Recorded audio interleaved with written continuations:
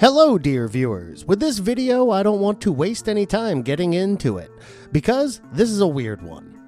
We all love the X-Men and I want to tell you all about one not many people know about. Now, let's get on with it. Skin Mutant, Angelo Espinosa, and his weird affliction. I'm Angelo Espinosa, your narrator, and this is Marvelous Videos. The X-Men universe is home to many mutants. There are so many types that it's tough to categorize them. But what we can say is that they range from beautiful to powerful, and even all the way to bizarre. Get out! We all know how great it would be to have the insane physical strength and healing powers like Wolverine, or be able to control the weather like Storm. But how many of us have ever considered what life would be like as one of the more bizarre mutants that lurk on the sidelines? Human! Ignore her. She's just a little girl. A little girl? There are in fact some rare mutants who have been relatively underutilized in the X-Men universe. This video is about one such sidelined mutant called the Skin Mutant. He is so unique that it is tough to find a parallel, but what we can tell you is everything we know about him. Keep watching. Who are you guys anyway? Name's Road Sugar. You seem kind of cute in a creepy sort of way. Before we get into our explanation, we have a very small request. If you like our content, please support us by subscribing to our channel. This is a small click for you, but for us, it means a lot. Thank you, let's begin. What caused Angelo Espinosa to turn into the strange mutant? South Central Los Angeles is home to the barrio where Angelo Espinosa, who would later come to be known as Skin Mutant, was born. Angelo did not have a privileged upbringing and lived quite a troubled life. However, he could not even imagine how quickly things would go wrong once he got involved with gangs. Because Angelo refused to get involved with violent crime, primarily for his mother's sake, their relationship was strained when his girlfriend, Torres, joined a gang and began getting involved in criminal activity. One day, Torres and a few of her pals once picked up Angelo to go cruising, but it ended up being a drive-by shooting instead. The incident was violent and, all in all, quite grim. Angelo passed out, unconscious, but something else happened as a result of the incident. The incident caused the stress-induced manifestation of his powers that had been lying dormant all this while, and his skin turned loose and gray. We will tell you how this is useful later. He gained consciousness and woke up to find that Torres had gone away. Gordo, his companion, dead, and the automobile they had used that night lit on fire.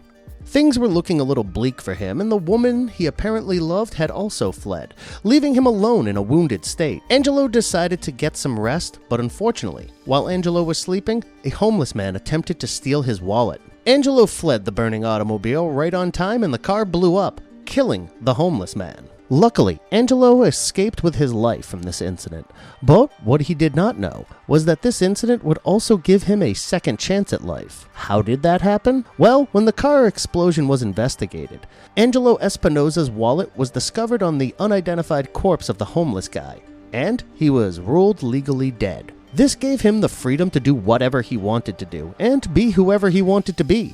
Many people genuinely assumed he was dead, and neither his friends nor family knew that he was secretly alive. Angelo subsequently fled town in order to conceal his mutation, and because he thought he was defending Torres for a murder charge, thus, this shows that for some mutants, their mutation did not show up naturally, and normally, as they are born and grow up. In some cases, like that of Angelo Espinosa, an incident has to shock their powers into manifesting.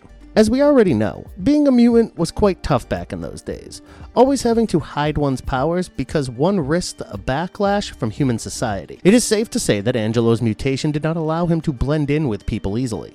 His mutation resulted in his entire skin becoming a gross gray color, and he would say he had a skin/pigment illness, which was why his loose gray skin was there, to conceal the fact that he was indeed a mutant. He enjoyed claiming he had the elephantitis diagnosis to shock and intrigue people. Skin has been in various story arcs since his conception. The Phalanx, a techno-organic alien species, kidnapped 4 teenage mutants, including M, Husk, and Blink at one point. Skin was one of the mutants that were kidnapped during this incident. The abductions were carried out so that the Phalanx could figure out why they were unable to include mutants into their collective. The 4 teenage mutants were able to escape from their confines thanks to their collective powers and those of Sabretooth, Jubilee, Banshee, Emma Frost, and Cinch.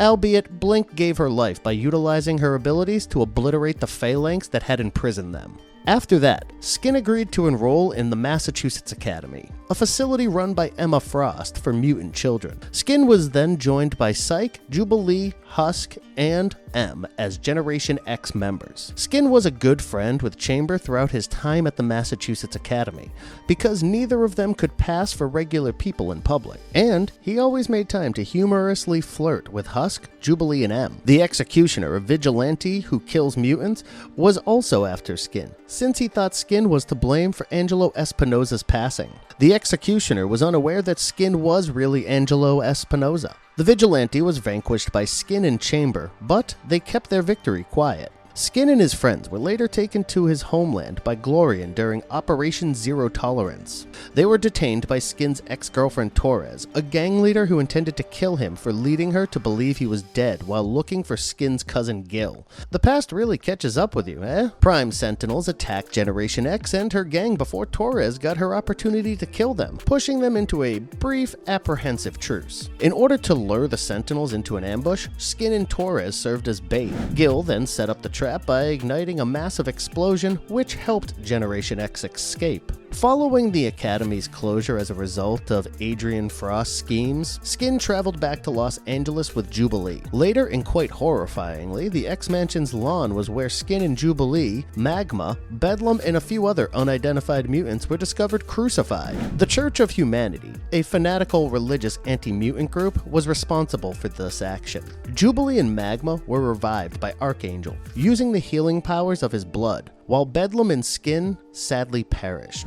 However, that was not the end for Skin. Skin was brought back to life by the transmode virus to join Selene's army of extinct mutants. He joined the invasion of the country of Utopia, a haven for mutants, while being controlled by Selene and Eli Bard. He was probably sent to the afterlife with other dead mutants when Selene was defeated. Years later, Skin reappeared in the newly formed mutant nation of Krakoa, having been reincarnated by the Hands of the Five, a collective of mutants Charles Xavier had assembled as part of his schemes for mutant ascension. The Five were a group of mutants capable of fusing their powers to carry out a process of resurrection. The Five needed Everett Thomas, Sync, as a backup. Therefore, they decided to move forward the date of his resurrection, since they thought the 2 young mutants would assist one another in acclimating. After the first quiet council meeting, he was observed standing close to Brew and walking hand in hand with Psyche at a party. He ultimately met Jubilee and Husk when they participated in a LARP escape room with Everett on Jubilee's birthday. Jonah had been invited but was unable to attend at this particular day. Monet promised to join them for drinks later on when Skin utilized his ability to solve one of the puzzles. The escape room employees learned they were mutants and sent staff to attack them, as well as releasing a sentinel against them. The chances weren't looking very good for their side when Skin was hurt, but Monet crashed through the roof and took out the sentinel, protecting everyone. Later, Skin defended Krakoa against the hordes of Ameneth in Otherworld, alongside the newly created X-Men.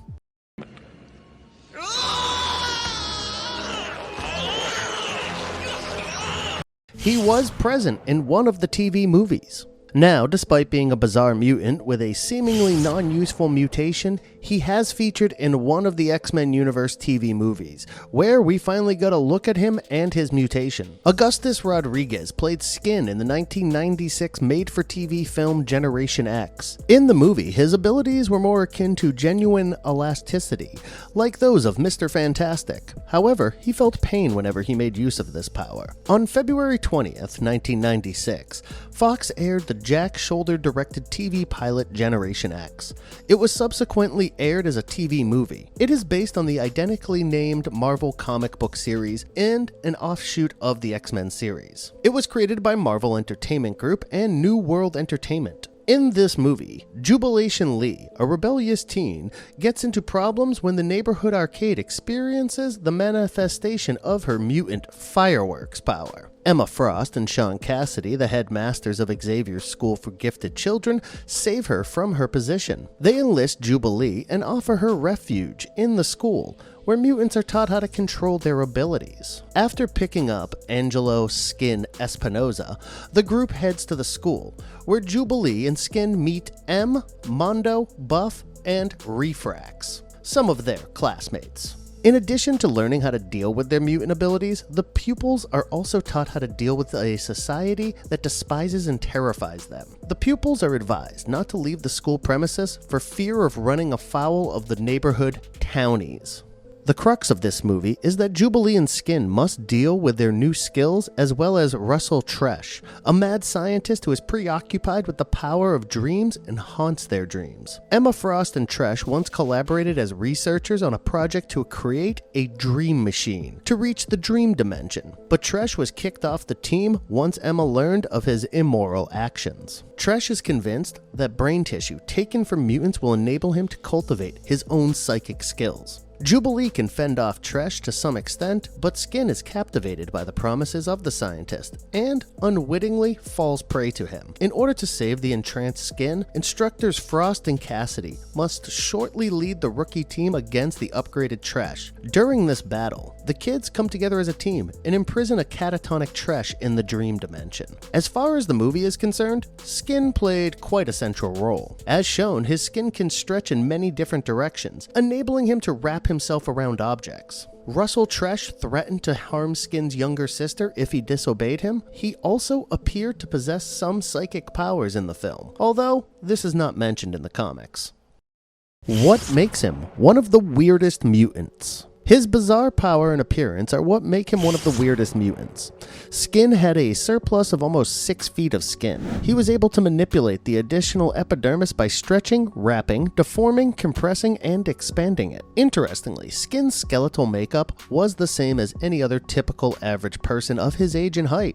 Only the epidermis was altered when he performed any of these outlandish and, quite frankly, gross skin-related feats. Due to the presence of large amounts of extra skin, Skin's skin acquired a gray tone, which gave him the overall look of a melted candle, funnily enough. At one time, in addition to pulling his skin closer to his body, Skin was also learning how to control the melanin in his epidermis to provide the appearance of regular skin. He developed migraines as a result of combining these two tricks, and he eventually completely gave up on the idea of being normal. However, this does not mean that his skin was altogether useless. Skin's excess skin gave him the look of a melted candle when he was calm, but with focus, he could shrink it to match his original form, alter it slightly, and even grow spikes, which were helpful if he ever got into any form of confrontation.